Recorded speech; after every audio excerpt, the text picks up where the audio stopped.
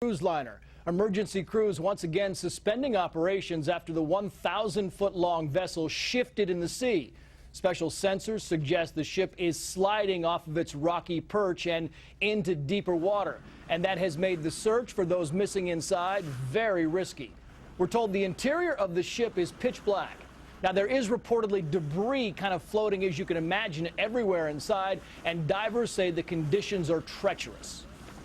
Through the mountain of legal problems here is criminal defense attorney Rachel Kugel and former federal prosecutor Kendall Coffey. And Kendall, you hear these reports day after day, and the captain's story has changed so many times. I can't keep track of it. And now we're hearing reports that a cook says after the ship hit the rocks, the captain orders dinner and has it with a female companion. This is bad for him. One of his defenders has said it could have been worse, but I don't know how it could have been much worse. This captain seemed to do everything wrong, beginning with crashing the ship in the first place by bringing it too close to the shore, not promptly reporting to the Coast Guard, waiting too long to have the ship abandoned, and of course, not conducting an abandonment consistent with safety criteria. Was he the last to leave? Obviously not. A ship's captain is supposed to stay on board that ship until everyone is either safely evacuated or accounted for. And even if a captain doesn't have to go down with the ship, if what we're reading about is true, this captain is going down.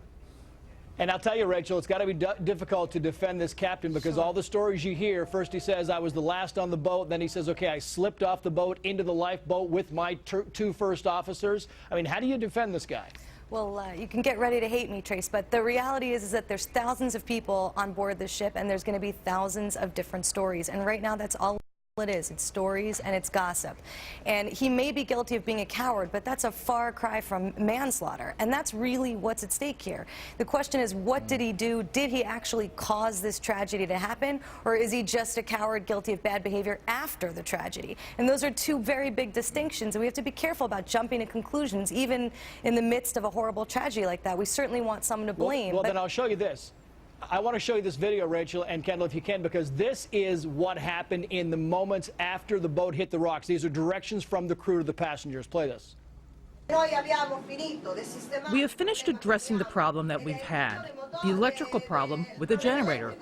All is fine. If you wish to remain here, it's fine, but I ask you kindly to return to your cabins and stay calm. Kendall Coffey, the ship is sinking. You've got passengers that could be trapped in their cabins, and they're being told to go back in the cabins. That's bad news.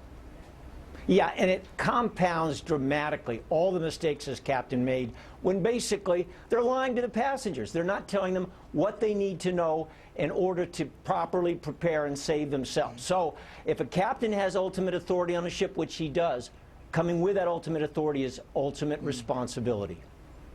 Yeah, it's pretty damning, Rachel. Last word on that videotape. Yeah, I mean, we also know, though, that dealing with this type of law, maritime law, cruise ship law, is a very complicated process. It's not as cut and dry as it would have been if some accident had occurred on land. And you have to keep that in mind. It is not going to be easy to just prove manslaughter charges against this guy or any of these employees of the ship.